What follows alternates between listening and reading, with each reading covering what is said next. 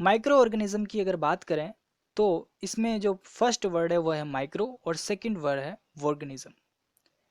Micro का means होता है जिनकी साइज बहुत छोटी हो, उनको बोलते हैं micro. The organism which can not be seen bye naked eyes, जो डायरेक्टली आंखों से नहीं देखे जा सकते उनको बोलते हैं माइक्रो ऑर्गेनिज्म, और इनको शॉर्ट फॉर्म में कहा जाता है माइक्रोब्स। तो माइक्रोब्स एंड माइक्रो ऑर्गेनिज्म एक ही चीज है। फर्स्ट बात करते हैं इसके क्लासिफिकेशन पार्ट से कि माइक्रो ऑर्गेनिज्म को 5 ब्रॉड क्लासिफिकेशन किया गया है। फर्स्ट है बैक्टीरिया, सेकंड है fungi, third protozoa, fourth algae and last fifth है वायरस। तो 5 तरह से इसका क्लासिफिकेशन किया है जो माइक्रोब्स हैं उनका। फर्स्ट बात करते हैं बैक्टीरिया की। तो बैक्टीरिया क्या होता है कि बैक्टीरिया एक ऐसे माइक्रोब्स है जो सिंगल सेल्ड माइक्रो ऑर्गेनिज्म है। सिंगल सेल मींस इनकी जो सेल है वो सिंगल सेल यूनिसेलुलर ऑर्गेनिज्म है और इनको माइक्रोस्कोप से देखा जा सकता है। Bacteria can be seen by microscope. इसका एग्जांपल है लैक्टोबैसिलस।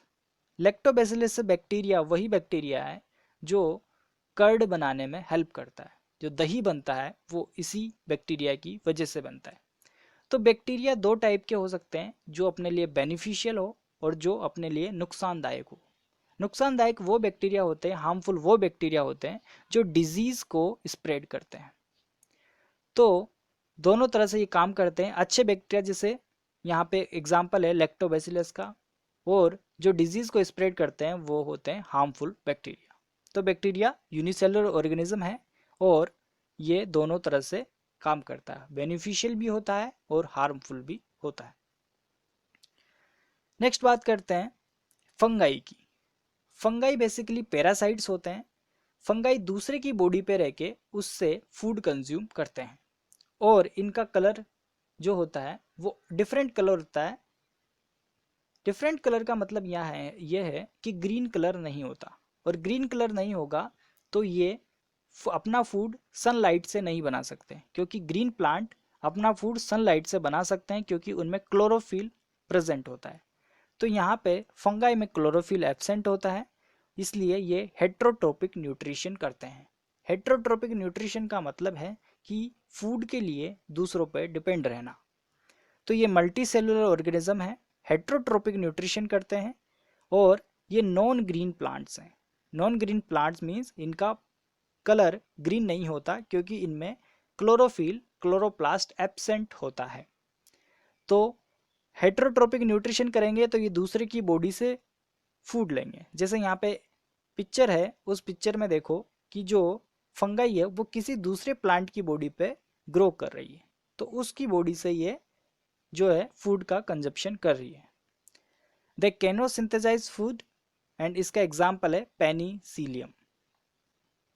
नेक्स्ट बात करते हैं प्रोटोजोआ की। प्रोटोजोआ बेसिकली वाटर में पाए जाते हैं। जहाँ भी वाटर होगा वहाँ पे इनके पाए जाने के चांसेस ज़्यादा होते हैं। तो basically they are produce in water, और दे आर यूनिसेलुलर और multicellular. They found in water. They causes disease in human and animals.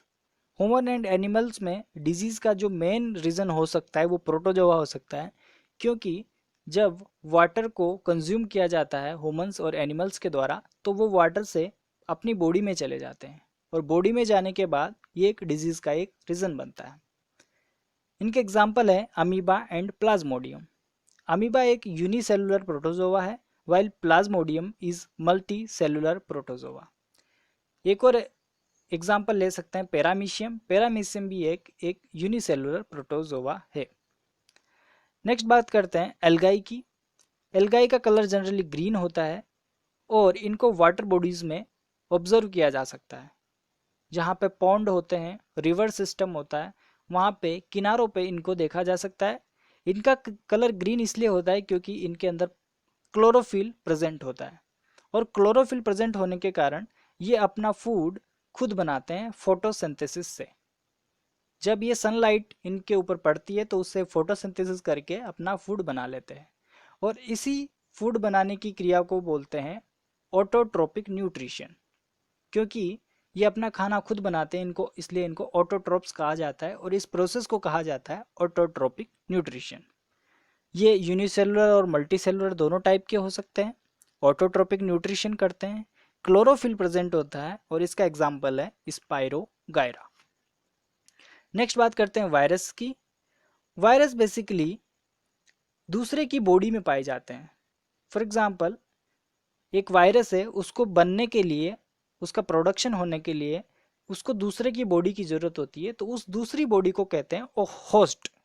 तो viruses are only microbes which require host cell to reproduce.